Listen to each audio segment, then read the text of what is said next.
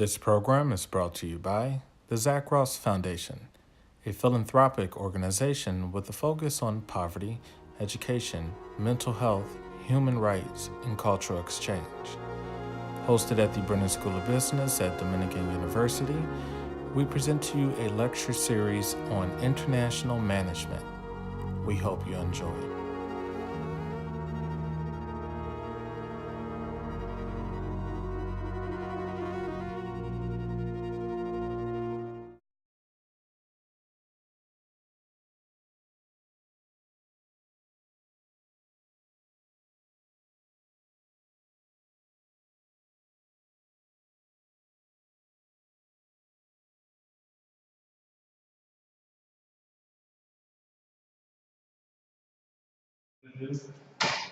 There's an ethical dilemma that I'm going to hand out to each one of you. So in your groups, you're going to look at the issue, try to address it, with your own spin on it, your own perspective, and let me know what you come up with. So, I mean, each person can have a piece of paper, but get into groups before.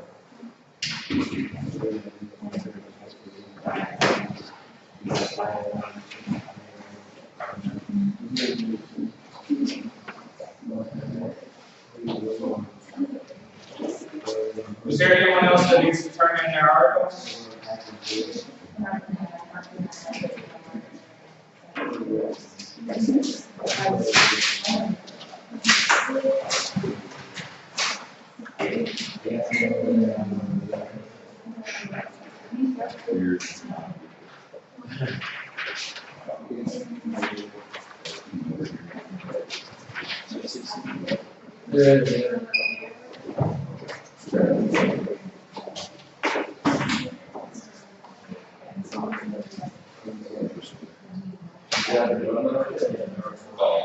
By the way, you guys, for those who just walked in, that's our new freshman, just graduated high school. Benjamin is going to talk a little later. Class about leadership and all concepts. Sure.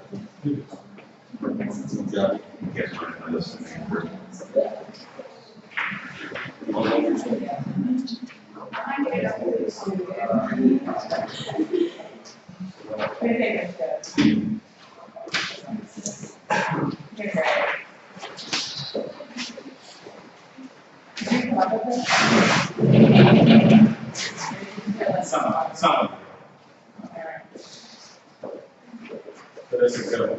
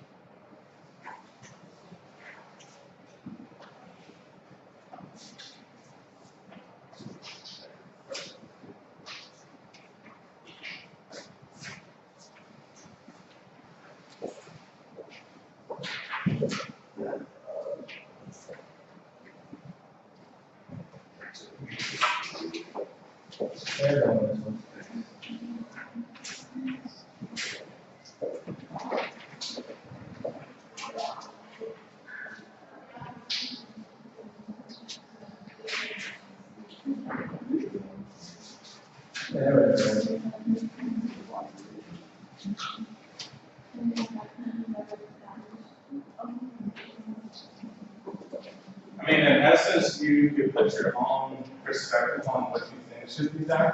It doesn't have to be textbook, but just have a reason why would you put it that way.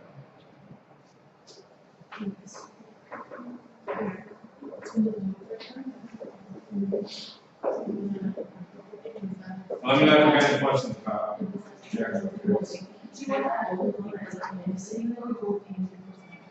Yeah, I mean, just draw down bullet points. Some of the others, but the ones that you see in there. You have to write it down. Write it down.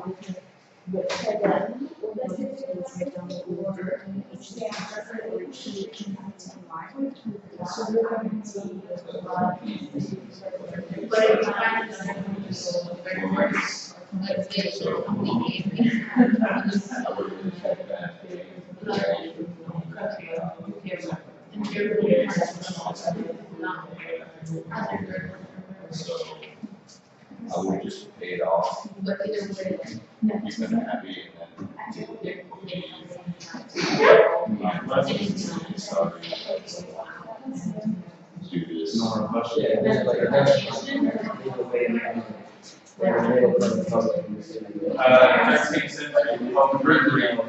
Everybody's place, like justice. Well, no, it means that population necessity that's not like, so you probably have limited time to live. So I'm gonna walk out and back and go to just to say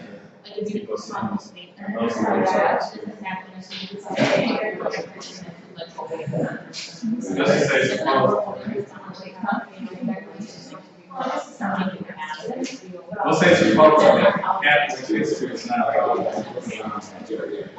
cannot be Catholic. Oh, I think.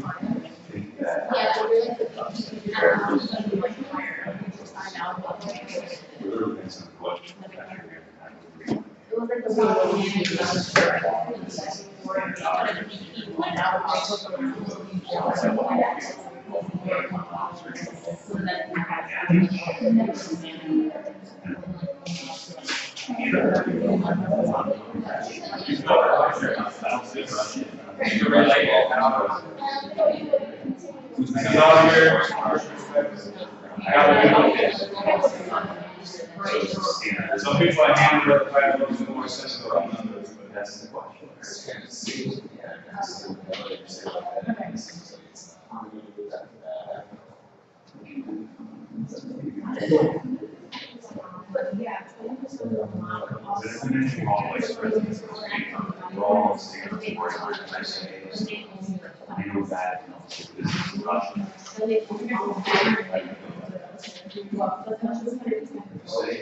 And that's the only 3% of all.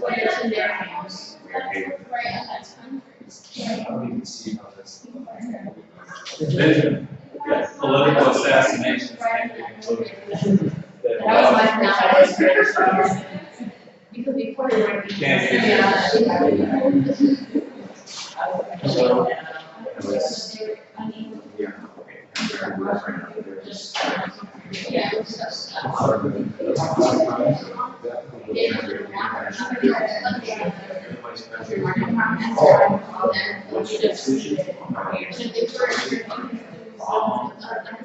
Without this, I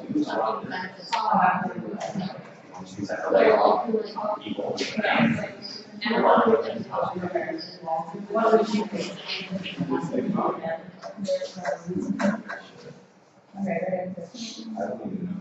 I mean, at this point,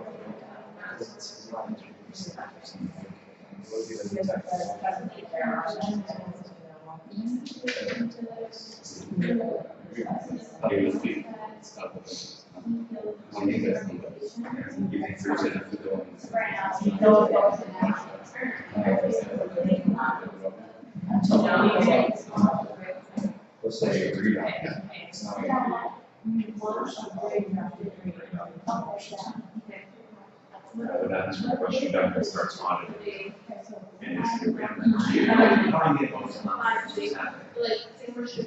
What's your response to your report as the vice president is talking? How do you answer that? Any Russian order reporting from Russian law. What's your response to the as a company and as a person? Anybody?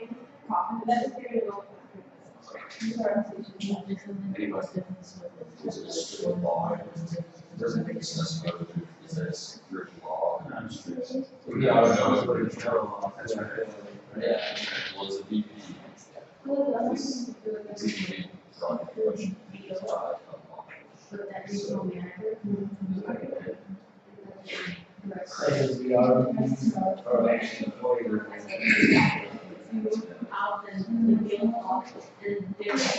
Does anybody have any questions about the issue?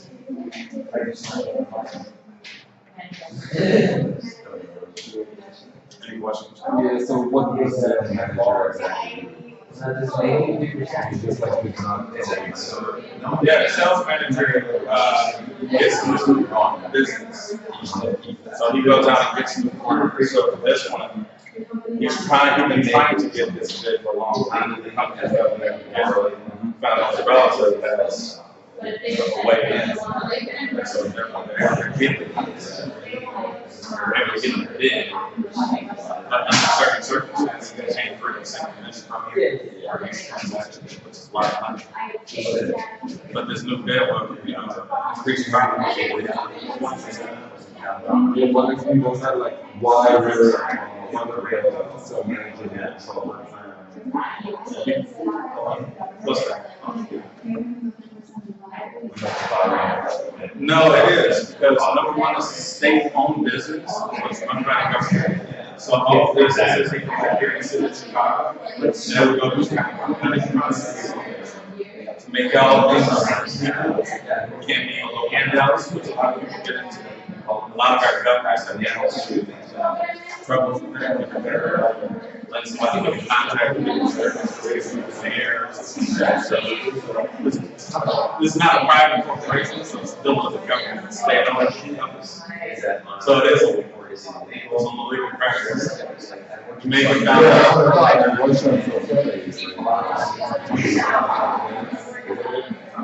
Well, I mean, it doesn't really state. I mean, so that's really that question. You're like, hey, we don't get found out, let's take your money. Then everybody will or if you do get found out, and we face repercussions back home, you're always going to be back home country. This is just a place you got to as an international entity. So, what are the repercussions for that? It wouldn't be wrong. We're giving this guy 2%. We're doing a mile. You come up with your own thing.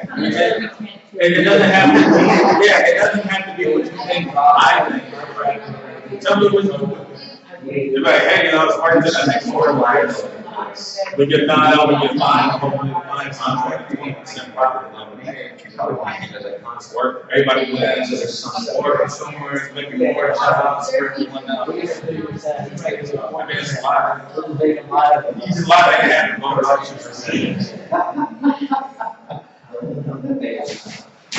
So it always goes back to greater good, lesser evil type of thing, but from a corporate standpoint, you know, what are your morals as a company? What are your policies? Does everything go, you know, how do you operate? Well, I mean, I would drive something, you know, when like some push-ups. You guys they were asking, it's Russia, it's culture, and like, wow,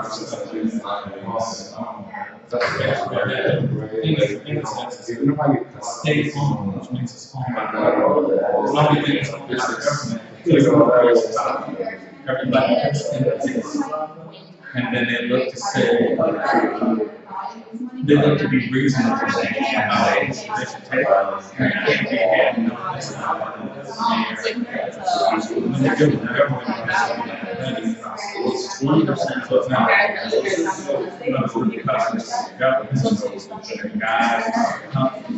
But I was telling them, Yeah, I mean, like, you're like, where you're less than equal, like, increase around the state, it's going to be stable, and increase the economy, the immigration, or, that's what I want to say.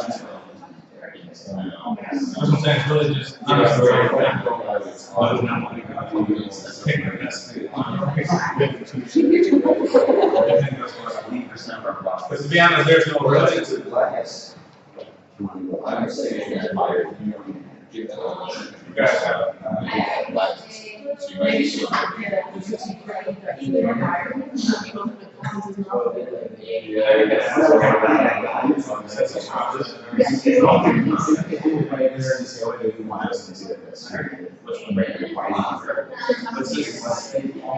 It's just one guy. The government owns it. The government is supposed to be governing process to make sure there's no corruption. but then what's gonna happen? Are they gonna use it?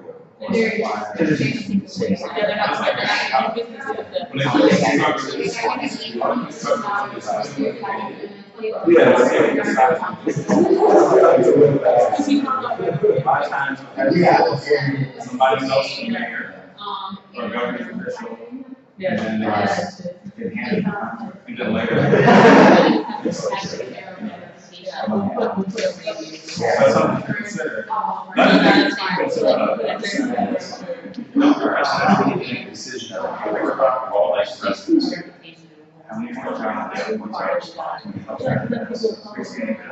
CEO, I don't like this. And if you don't do it, you as a manager in that position would do it. And this is like all people pick their promises. Right. And it was less. They do that with insurance too, with the cars. So say they go Volkswagens, have a car, the wheels are kind of fall. Right, they're testing this, have 30,000 miles, and the right wheel comes on. And then the insurance company gets together and do a risk analysis and say, a number of people would be killed, and what we lose the loss of the company. Over there,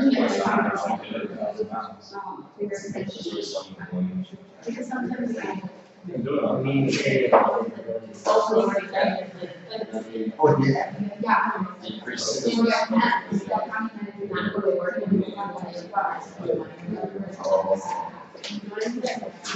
You guys have any questions?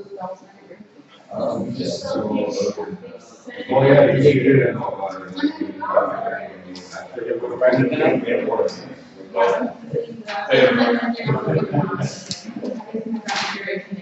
Hey, actually, that's a really good concept.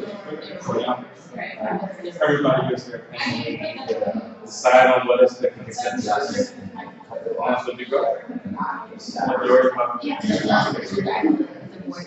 Yeah, noticing people like that. Yeah. Hey, you guys, you know what? Also, throw into, did everybody agree on what you said? Was it a consensus or the one person only, I think this is what we should do, right? So you. So this is what happened. This is what happens like in board meetings. They all get together, they all sit around the table, and talk about what should be done, yay, nay. And that's what I see corporate policies.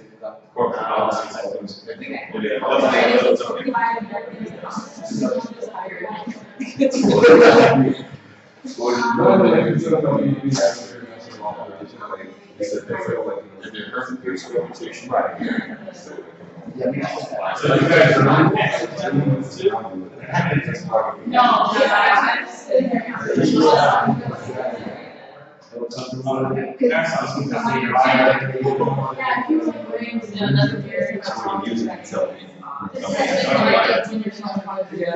I used to like.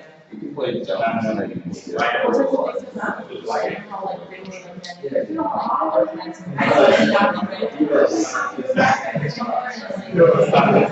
So I stayed right back.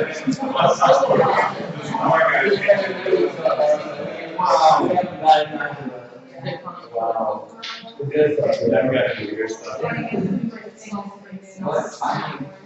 Truthfully, I don't even understand what ethical. Let me know, Is everyone,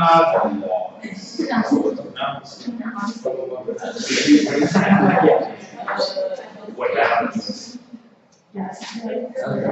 Hey, so, who all here is planning to go to graduate school for the MBA program? Just, yeah, we're planning on getting to the MBA.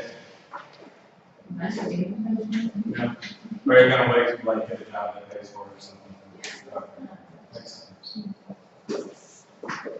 So we have a interruption.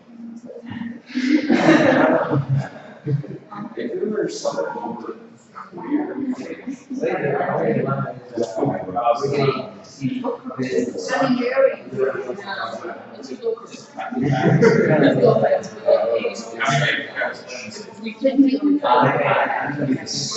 soul descending.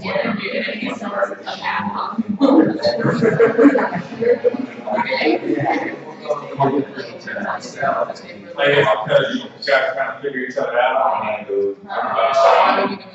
No, that's not good.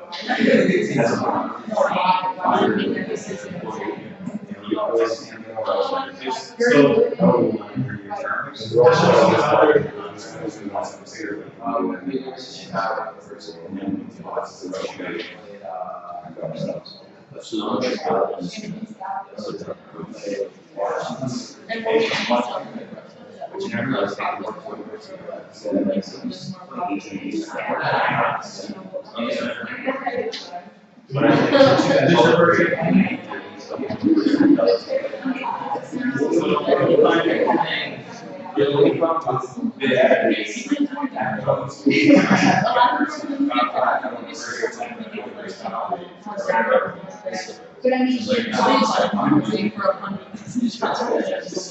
The program they have,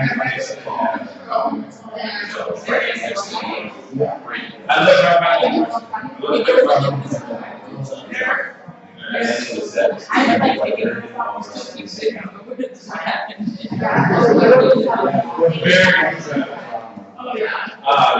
University of Chicago is the Harvard of the Midwest. University of Chicago, in my opinion, is better than Harvard. So if you really have to do college rankings, it depends on program. Medical school recognize it. Normally, the University of Chicago is number one. And then, yeah, it fluctuates every year. So you know, you might look like Harvard. But University of Chicago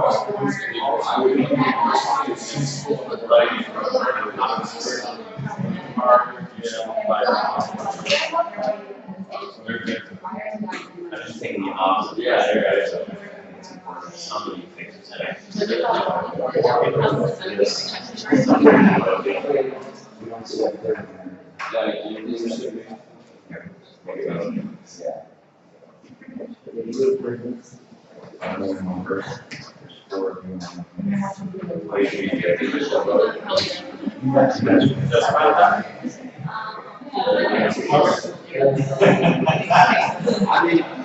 Like I said,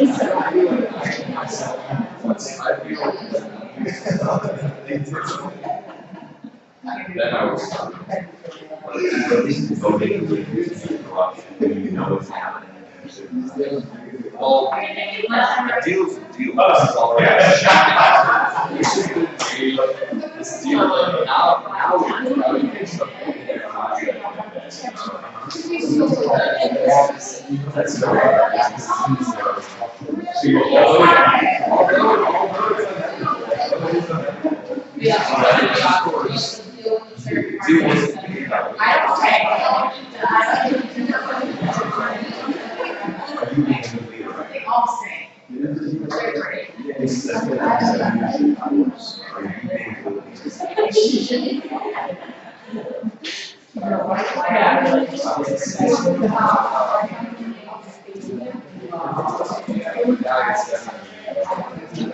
I'm just letting you hear.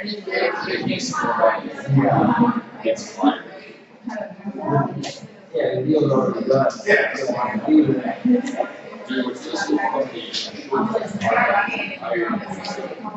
hang your reputation?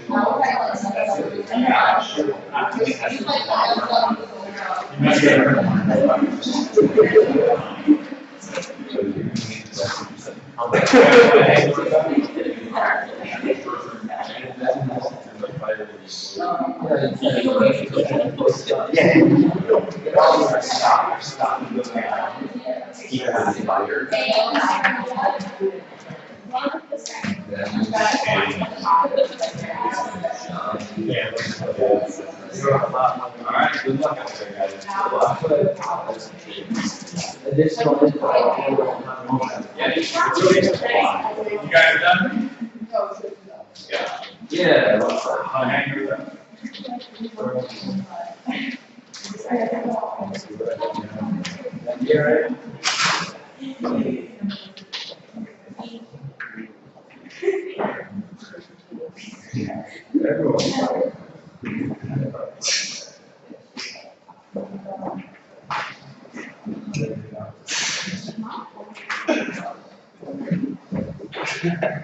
Hey, on a side note, you guys, people like me have been around for a long time. But no, if you ever need any help, like, hey, what should I do about applying for a job? Or hey, you want to take a look at my resume? Or something like, strategizing in the direction you want to go or work. Always ask, email me, give me a call or something. I'll try to help you out as best as possible. That's my whole thing, is trying to develop strategy. But, all right, we will begin with group number 1.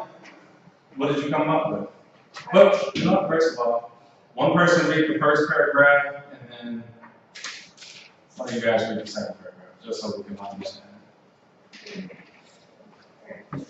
We are the VP for global sales of a telecommunications equipment company. The account manager of the company recently brought to your attention an unusual charge of a 3% commission to a purchasing manager in Russia with whom your company had recently started doing business. One state-owned manufacturing company in Russia, for privacy sake, the Wakata company R, submitted a bid for a large order of your equipment.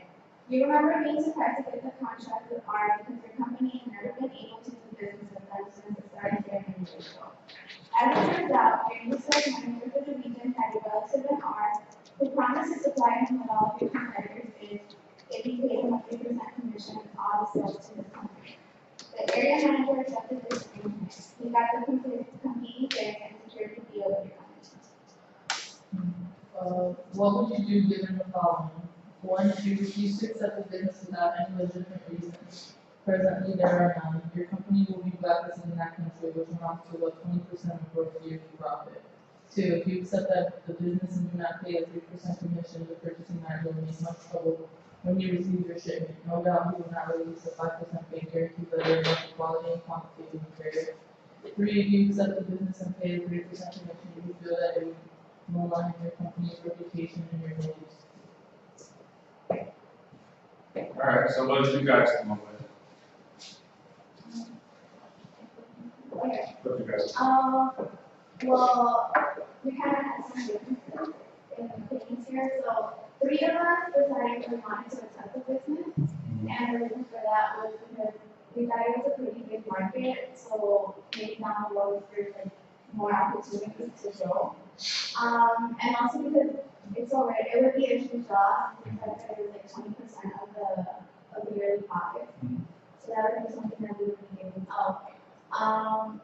Also, it said that there were no legitimate reasons to not go through with it, so I think that was one of the things that convinced us the most.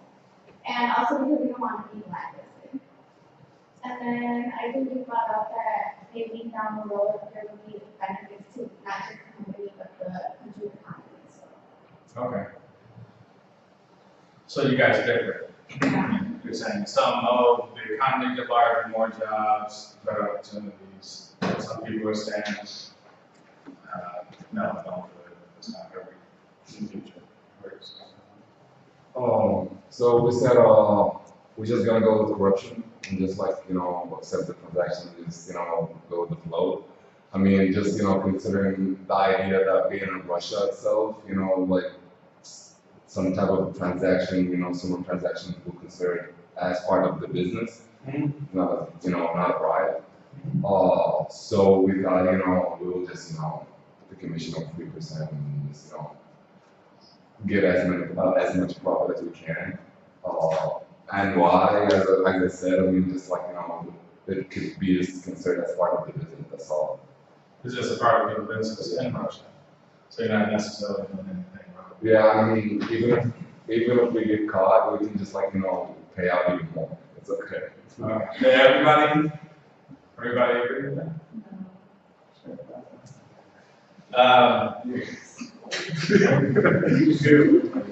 We all agreed to pay 3% because this guy is getting us these contracts, even though he did it already. Like at first we didn't agree with it, but we got a very good business from it. So we're just gonna pay 3% and then deal with the repercussions later. And then when we fire the guy, we just blame it all on him since we are paying 3%. So you kind of strategize to put yourself in a unique position that you will work with this guy. You're going to pay him 3%? Yeah. Or you're not going to pay him 3%? Oh, yeah. Okay. Or you do. Yeah. So basically, all the risk goes on him. Yeah. Okay. And even your manager, you could probably fire him by saying you didn't really know.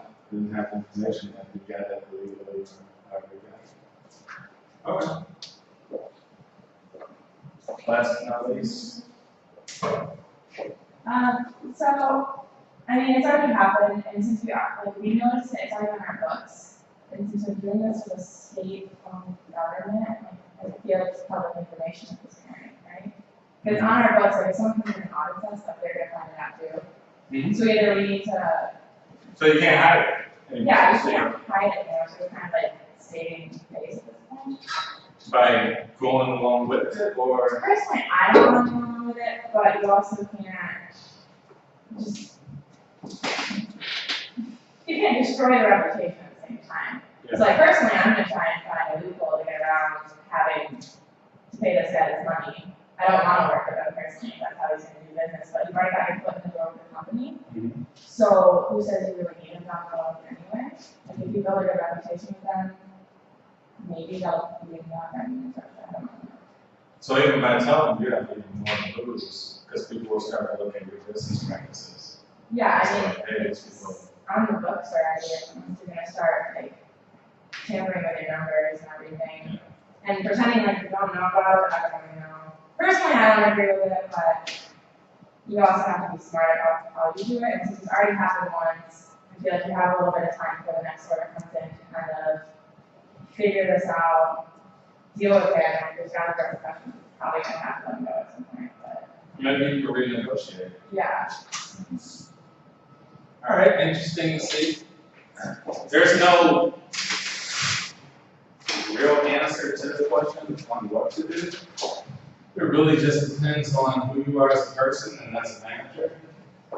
And that's kind of what we're going to talk about today. We're going to talk on a bigger scale of corporate social responsibility, the ethics of a company, ethics of a manager, why it's important, and also how it relates to value. How it can actually help the company to be very ethical, as opposed to thinking that it can only hurt the company by taking it away. So one of the things I thought about was, well, here's a company. Here's yourself.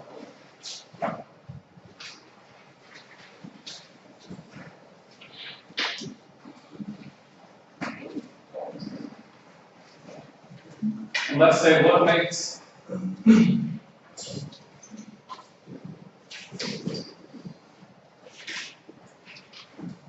the company great?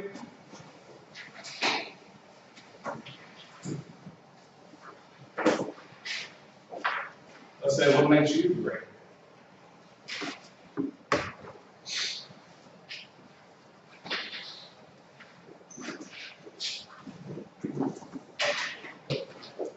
This is 20 right here would be you as a manager. Optimally, you will transfer it to the company and either make them great or make them fail.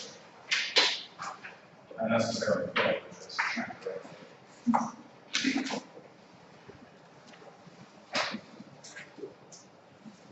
So let's say we'll do two extremes. On one extreme, hey, what makes you great? What do you think makes you great? What makes you great? What makes someone great as a person?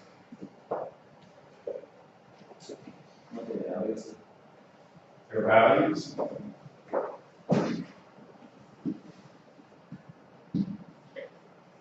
Let's think realistically. What do we all think we need in order to be great?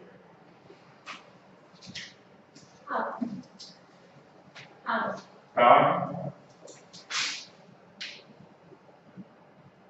I'm pretty sure everybody wants some sort of power, I suppose.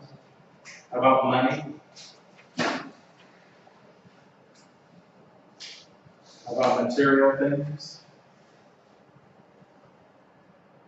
It's probably how we perceive and judge others and value them and say, the person's great. Look how rich they are. So much power they have. The same applies for companies. Money.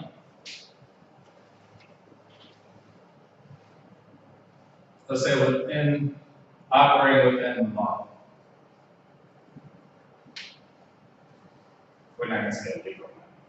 But that's a relative term because a country or a region you're working in has different laws, etc. So let's say within the country or region, within the region.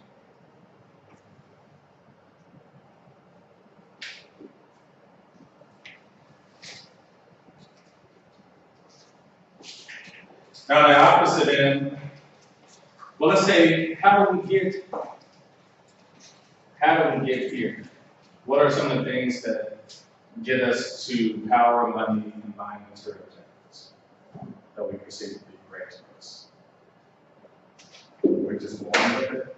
Some of us are. Like, I mean, what are some of the things you guys are doing in order to move towards, hey, I want to have a nice car, a nice house, etc. So, Education. education.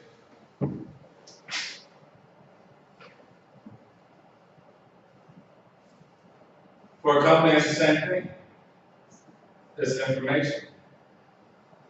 You want to have the best, most up-to-date information.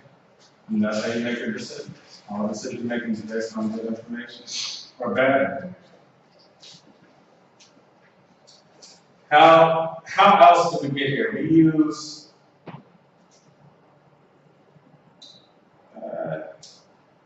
all right, let's say outside of this, what is the opposite of these components?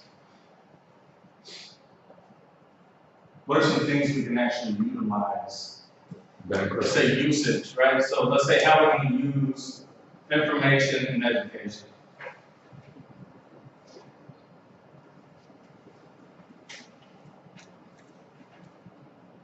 How would you use them?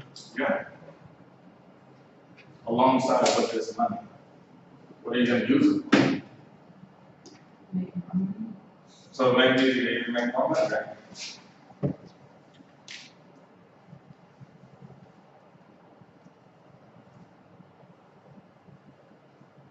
But that's one perspective. Let's think of a broader term. Maybe we use it for good things. Maybe we use it to help others. And that's the opposite side. The side we don't really consider that much. Helping others or service.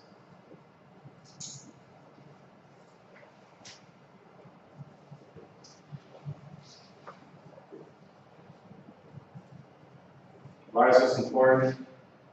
It changes people's lives.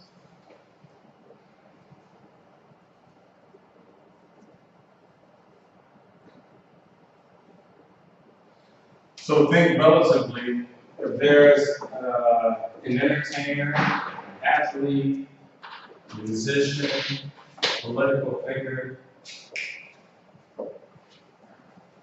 how do you perceive them to be great people? You say one person's great because they have money and power and influence.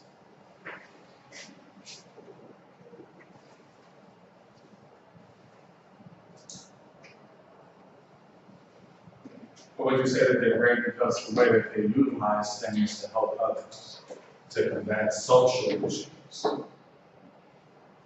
And how much more does that make them a better person, a greater person, a perceived image of greatness? You guys kind of understand what I'm saying? That's essentially how you have to think as a manager relative to your company working overseas. Yeah, you're gonna make money. Yeah, you want a big bottom line. Where do you draw the line?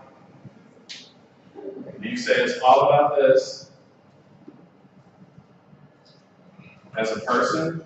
Or do you say, hey, you know what, I use that to come back and after I make money, after I bought all the cars, the big house, I start a program, start an endowment, I create things to help people and change people's lives.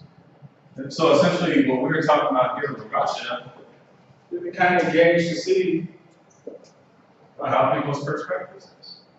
You know, is it short term? 20% for a year? Was it long term? 10 years, 20 years? How is that sort of mind frame going to impact you 10, 20 years down the road if that's just the policy we set? Hey, we do business the way they want us to do business, and that's it. So that's something to greatly consider as a manager. So you guys adopted two different approaches. Let's say philosophical managerial approaches. Some of you guys were saying this universalism.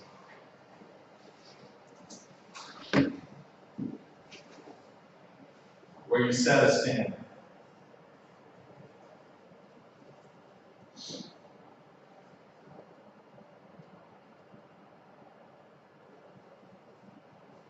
And you follow it wherever you go.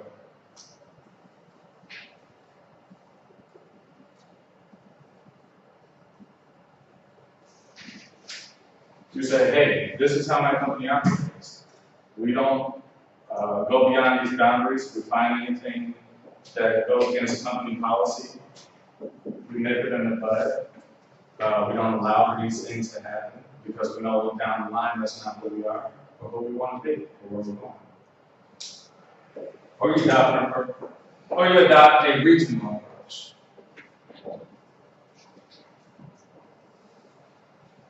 You say, I do business the way everyone else here does.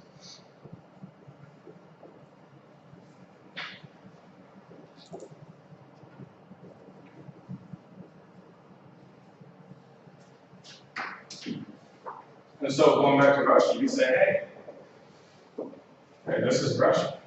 Play ball. And it's not illegal here. They maybe our headquarters are in the United States, but this particular business operates here. We're working within their laws, we're not breaking any laws. This is just a method, this is the culture here. Will you face backlash in the United States? Back at the headquarters for that? Did you ever get found out? You can apply for child labor laws. Say, hey, well, we got a small manufacturing facility here outside of Chicago. We pay them $20 an hour to create clothes. Then we get another subsidiary in Bangladesh that makes clothes. They made 65 cents an hour. So these are a lot of things to consider when making these types of decisions. And once again, it's all relative to your style. What is your managerial style? Are you a bottom line person? Are you a middle person? Where you do a little bit of both? You provide a little bit of leeway, wiggle room to kind of, we're not going to be completely illegal. Maybe just a little bit. Or we'll play ball, but we'll tweak the numbers a little bit. How far are we going to play ball?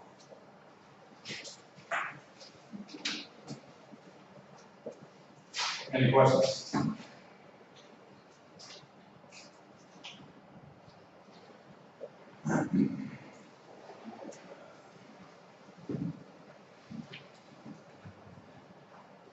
So CSR, corporate social responsibility. Does everyone have a good idea what that means?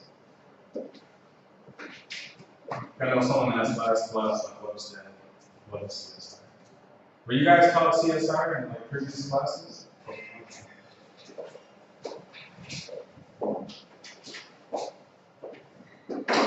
So corporate social responsibility.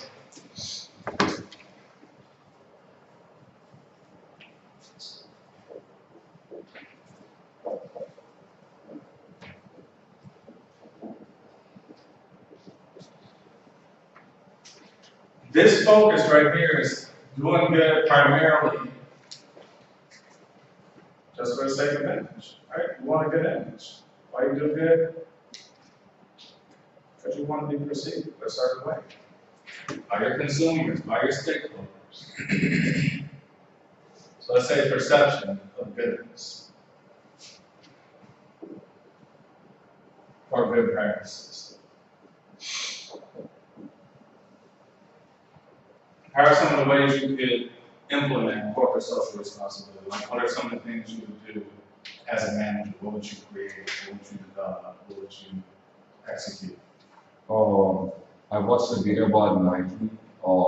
They actually created basketball courts for neighborhoods, like in the world. So that would be the service. So Nike created basketball courts, right?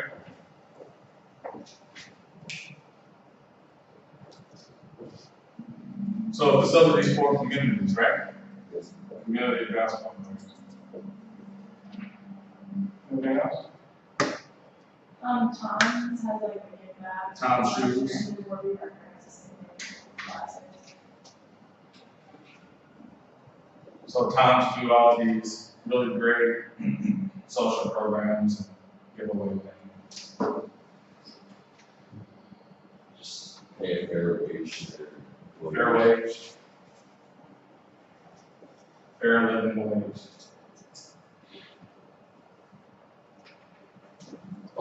BP company, British Petroleum, they actually provided like facilities to purify water in Algeria.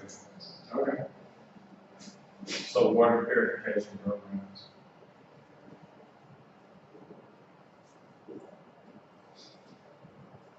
So if you did all of these things under corporate social responsibility, you're looking towards image. How does the world perceive? Do they perceive us as being beneficial to the community, etc.? And there's the bottom line. Sometimes you do lose money on this practice. And so there's been another practice that's been developed that actually helps people and it also makes you money. And that's creating shared value. So where this is CSR, this is CSV. Corporate social responsibility is a short-term managerial plan. CSV is long-term.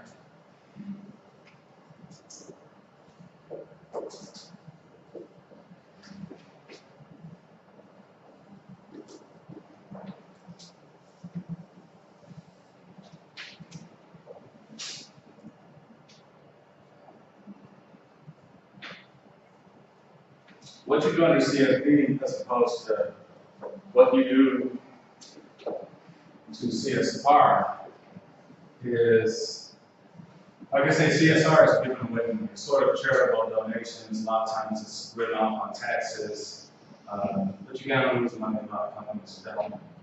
But it's really just a marketing. It's a tool of marketing.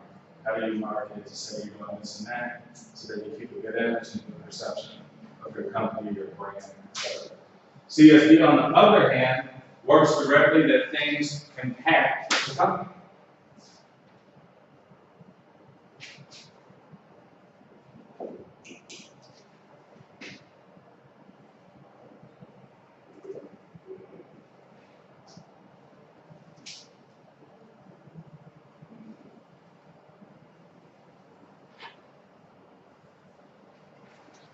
So this is just your immediate environment. You're doing things that will come back to you. So for example, we talked about water purification.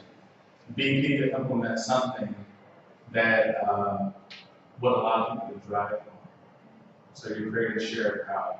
You create a program where people drive more, therefore they get more oil or gas. So you create programs to help people gain an economic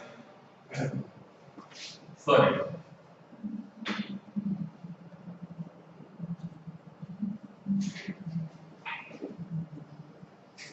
Right? Creates more jobs. If it creates more jobs, it creates more consumers. So if you're selling a product or service, you see that it's coming back to you now.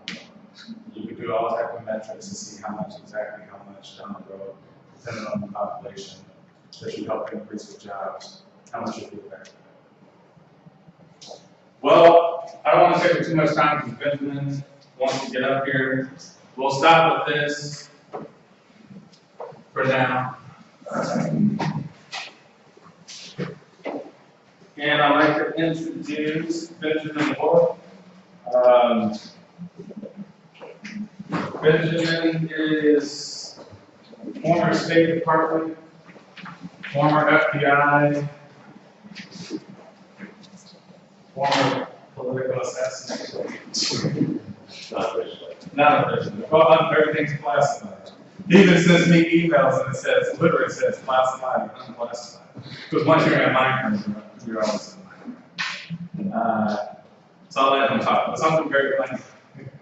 Something very funny about Benjamin. So obviously Benjamin has seen a lot around the world, right? We're talking tragic things that many of us hope we would never see or experience in real time in real life.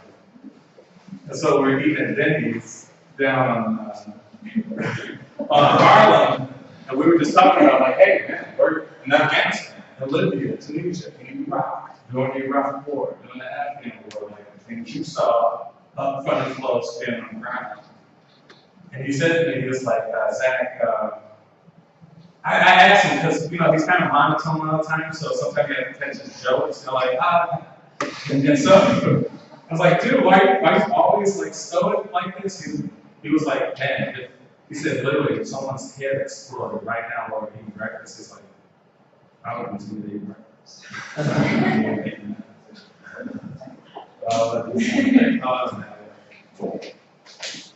Hi. Again, as Zach mentioned, we know we go through school both finishing our doctorate degrees downtown, and we met during residency. And I'm always looking for classmates at the PhD level. They call them cohorts. I'm always looking for fellow cohorts that are involved, that are actually practitioners of the things they're teaching. And I hope you're appreciative of Zach as a professor. He's a true practitioner. He has a few businesses, owns a few buildings. He's actually He's actually doing the things that he's teaching you here. It's wonderful to have professors like that. Many of your professors have never practiced in their fields. Many of them don't have the great experience that he has. So be appreciative of solid professors like that. And with regard to this exercise we just did, this is very real. You know, I never took business classes. I'm not a business person. But working and living overseas, you will find that these ethical dilemmas come up every day. You know, I talked to my group for a little bit about working at different American embassies. I'll go through my bio with you in a minute, but it's very normal to have someone in a foreign country who's kind of a fixer or a local liaison that helps you get business and helps you accomplish the goals that you're trying to accomplish. And it's really easy to get pulled into this, well, yeah, we're paying 3%. Don't give in to that. Don't give in to corruption. Don't give in to influence or extortion. You know, you're here to learn business and also ethics. If you're already giving in to corruption at 20-something years old, just imagine what happens when you have a big business and there are millions of dollars on the line. You know, we had a mock board meeting, and I was the only one to say no. In the absence of proper leadership, do the right thing. A side note, you guys, too. Also, me and Benjamin both have psychology as our doctorate background. So everything we talk about is behavior, observing people's behavior, but we do it on a global scale. How do you observe and see the little nuances in how people do things around the world? How do you perceive their religious beliefs and to work around things like that? Their ethics, their morals, their behavior, their system, their history, their anthropology. So a lot of stuff we think about is perspective and perception. We essentially try to see how people think. Even I observe all of you to get a psychological profile to see who you are as a person, how you think, what you're going to say, and how you're going to behave. But no, continue. Sure. I grew up in a small town in Ohio, and I went to a state university. And during my university time, I did an internship in DC. And I was recruited by the FBI right out of college. I met a woman who seemed very mysterious at the time. And she said, hey, what do you want to do at college? I said, I'd love to work for the federal government. It seems like a great place to work. I can travel. And she said, hey, you should fill out this application. I said, what is it? She said, I actually can't tell you what it's for. So of course I filled it out. And a few months later, you find out what it is, they call you, and they start doing a background check. So after graduation, a few months later, I checked into the FBI Academy in Atlanta, Virginia, and was immediately assigned to my graduation. This is one of the assistant directors of counterespionage, counterintelligence. That's at the Academy. That's our graduation. I was immediately put into a counterintelligence, counterespionage, counterterrorism group. Our money came from the United States Congress strictly for those three things. So we basically chased around, chased spies around the country and then overseas from time to time. During my time at the FBI, I was there first. November 11th, I was the first FBI responder to the Pentagon. I was part of the emergency response team, chemical weapons, hazmat team, and that gets into some pretty interesting cases. And if somebody has interest in the FBI, we can talk about that offline after class. After being with the FBI for 5 or 6 years, I said, you know, I'd really like to get overseas. I think it'd be interesting to work and live overseas. So I joined the State Department. They were taking foreign service officers. They were looking for diplomats at that time. And the war on terrorism had started. Globalization was really taking its hold on the world, and they were looking for people to go spend time in embassies. Foreign service officers or diplomats do is we go and live overseas. We are the local liaison to the American government. So I lived in places like Algeria. I heard Algeria. Are you Algerian? No. Okay. Lived in Algeria, Iraq, Saudi Arabia, Israel, Pakistan. I was mostly in Africa and the Middle East. Lived in Senegal, Morocco, Mali, Mauritania. I spent 15 years almost essentially overseas. It's China. I was selected to travel with the Secretary of State and the President for 2 years. I was at the United Nations for a year. Air Force One. It's the best way to work in the world. And then, after 15 years of being overseas, away from friends and family, and being in this very strange world, I said, I think I want to go back to America and finish my school. And the State Department said, great, go finish your PhD. And 3 years later, here I am. And that's when I met Zach. Me and Zach have known each other for a short while, but like I said, when you find people like Zach that are practitioners and good speakers, migrate towards people like that. Find people that are active and always trying to further themselves and evolve as people. Very important. And so when Zach asked me to come talk to you, he said, I asked him, what do you want to talk about? He said, talk about culture and leadership. So I was up all night trying to figure out how do you learn culture and leadership. And I think I figured it out. 6 years ago, in the New York Times, August 1st, 2010, there was an article in the business section. A very prominent businessman was being interviewed by the New York Times, and they said to him, they asked, the final question for the interview was, what advice do you have for young men? What is the one piece of advice you can give all young people that are graduating from college? He said, that's easy. 3 words. What do you think they were?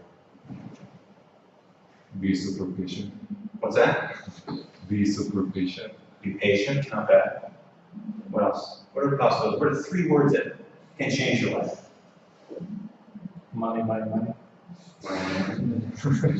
Well, leave the country. Get a passport, leave the country. Why would a prominent business leader tell young people to leave the country? What's that? Okay. That's the big picture. But let's think about it, let's chop it up into smaller pieces. When you're planning a trip overseas, how many of you have traveled overseas? Excellent, excellent. How many of you are born overseas? Maybe. So let's think about something. If you're a business executive and you're trying to find the best possible talent, what are the characteristics you're looking for? Let's frame it in a very simple way. You are going to take an international trip. You're going to go overseas. What is the first thing you have to have? Open mind. Excellent. Adaptability. Brilliant. But the first thing is what? Initiative. I want to go somewhere. I want to do something. So you're showing initiative. Then, what's the second thing you do when you're planning a trip? Where am I going? How am I getting there? Logistics. How am I paying for it? Financial management. Who am I going with? I'm going to travel alone. Self-reliance. I'm going to go with a group. Group dynamics. The ability to communicate well overseas. Foreign languages. The ability to communicate at all. Communication skills. Somewhere along your trip, you're going to encounter some problems. Problem-solving skills. These are all the qualities that you're looking for in a manager. Traveling overseas, you're learning new cultures, new things. You're enriching your life. You're getting your passport. You're learning about currency. These are all things you as business people should be doing as often as possible. So I've lived in Africa, lived in the Middle East. I've traveled around the world dozens of times. What does that do for me?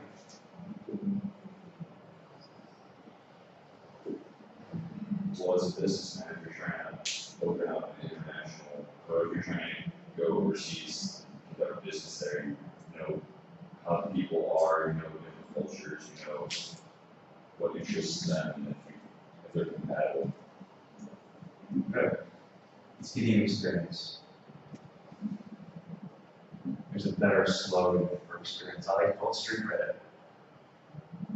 When you have street credit, you have experience, you have cultural competency, and you have all of those skills we just talked about: adaptability, team building, flexibility, financial management. Makes you a great manager. You take all those things, you couple those with experience and street credit, that's leadership. If I say to you as a class, listen class, I know you want to move that way. That's the easy way. That's the corruption way. I want you to come with me this way.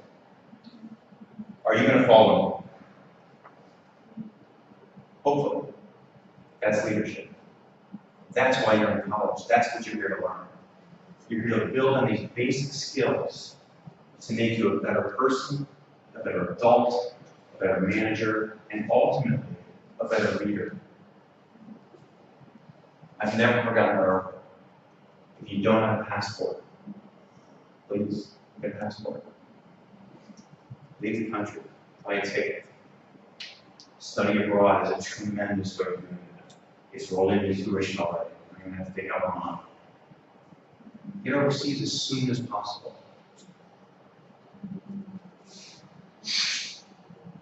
Questions? Anything. Ask me anything you want about the FBI, State's Flight. I worked at Interpol. I chased fugitives around the world. Any questions?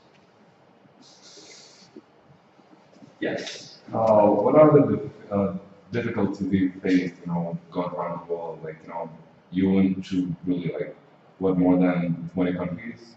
And what was the hardest thing that you faced in, every time you go to another country?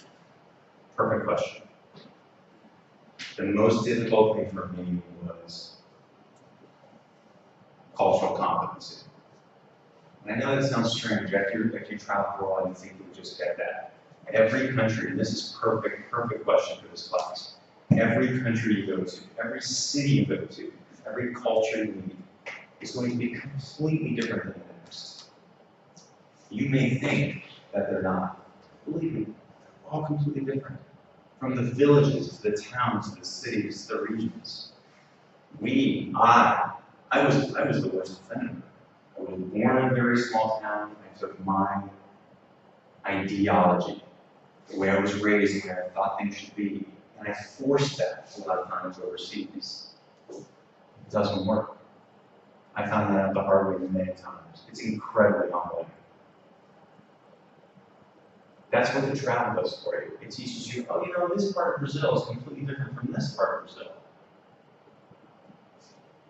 Understanding culture, understanding people, understanding languages, truly the most challenging aspect of our jobs as diplomats, as government employees, and kind of as humans. I mean, anytime you travel, you are a diplomat for this country or for your home country.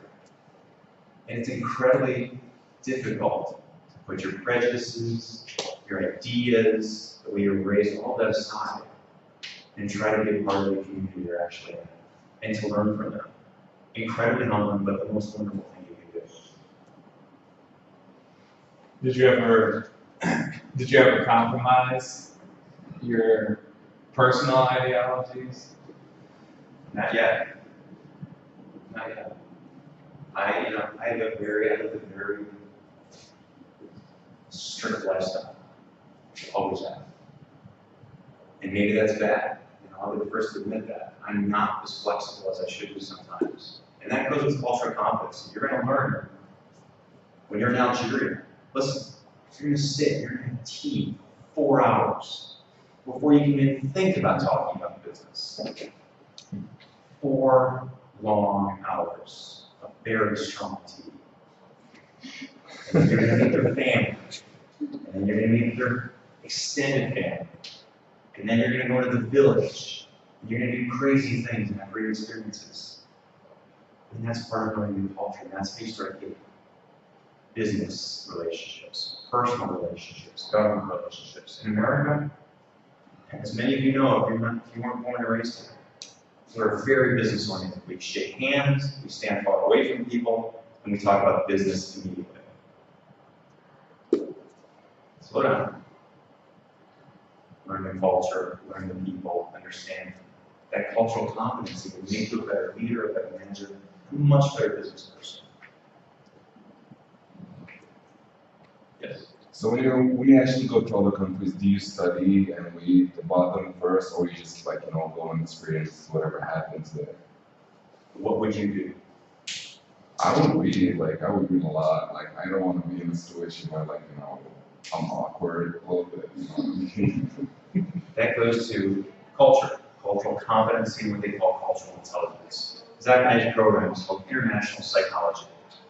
It's basically the international way of looking at psychology, human rights, marginalized populations. And the first thing they teach us is cultural competency and cultural intelligence. And one of the ways of doing that is reading about the place you're going. What time is class? 11:15. Okay. So yes, read, study before you go travel someplace. Know where you're going, what the people are like, what you're doing. Speak to you badly. That is my piece of advice. Whereas this man said leave the country, my big thing is learn languages. If you are not a part of the conversation, I mean literally part of the conversation, you don't exist. Translators are wonderful, but start learning languages now. Many people probably speak Spanish, English, French. Learn a challenging language. Challenge yourself. That can be part of your semester abroad. Challenge yourself to learn Russian, Farsi, Urdu, something crazy, Serbian, Czech. It will serve you volumes in the future, I promise you. Last question. Mine is long language, like 3 tips that you have us when you travel. That's what you can't learn every language you have, so there's so many stuff together. And we're incredibly fortunate. English has become the language of business. So easy for us. But I'm telling you, it goes along with cultural competence in relationships. If you can learn another language, they will respect you so much more. Start now. Think about it. Starting now when you're 40 in your language, you will have 20 years of that language under your belt. You'll be a whole different person. It will serve you well, I promise you. It's the one thing I have regrets about. I have 2 regrets in life. One is that I didn't study languages. Just I hope. This is just for me. Any other questions? I think Zach and I are going to get some lunch downstairs if we have more questions. So going to what Benjamin is saying, you have to break the mold, right? So we all have our groups or our little cliques, right? We have a culture here, whether it's sports, whether it's an ethnic background, whether it's a neighborhood or a city. And there's a level of trust. So you as an outsider trying to come penetrate these groups, we have to build that trust. And that's how you get effective management, managerial. Last but not least, Benjamin touched on this, so in psychology we learned this, IQ, CQ, EQ. Now always remember, you can have 160 IQ, Harvard, and $1 billion. But if you have low emotional intelligence and low cultural intelligence, you are still very much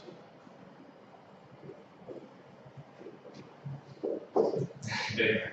I have low emotional intelligence. Yeah. I'll admit that. So emotional intelligence is people who can't control their emotions. You talk to them, they get excited, they get frustrated over your words, your gestures. Can you perceive other people's body language? Do you talk from the side? Do you talk from straightforward? That's very important in communication with other people from other walks of life. And cultural intelligence. You're closed-minded, you're not willing, and what you say is universal and right. Then you know what? You're not going to get far. And that's just really what it is.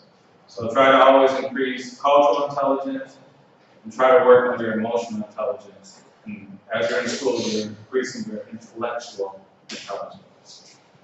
All right, that's it, class. See you next time. Have a good weekend.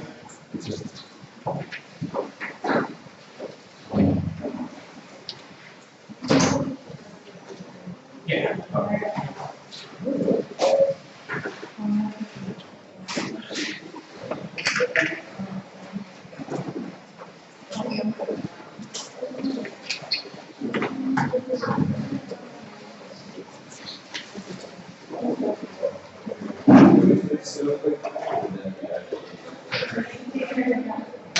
Nice.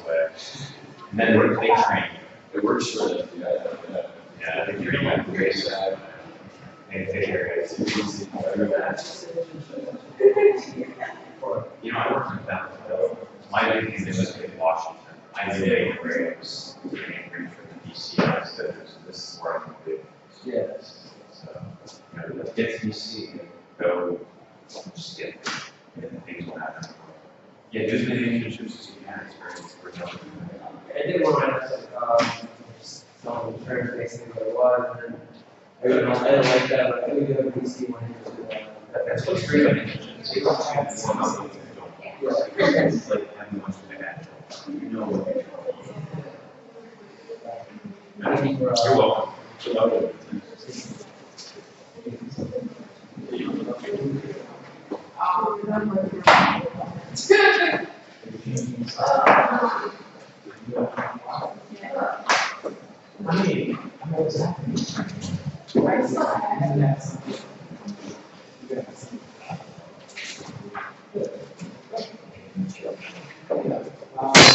So, answer that is.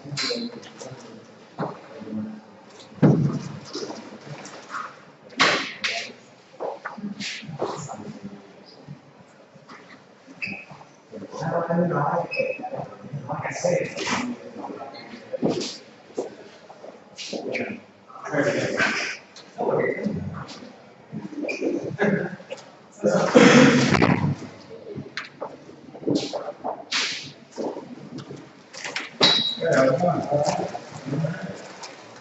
Yeah, I was familiar with your teachings, but this is how's it been going this semester?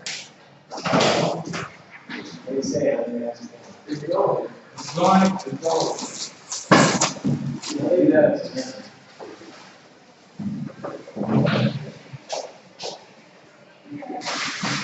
It's always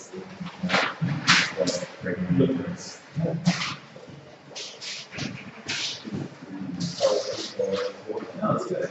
It's good. I like that. Who's been here? Who's been? Hey, what? It's good.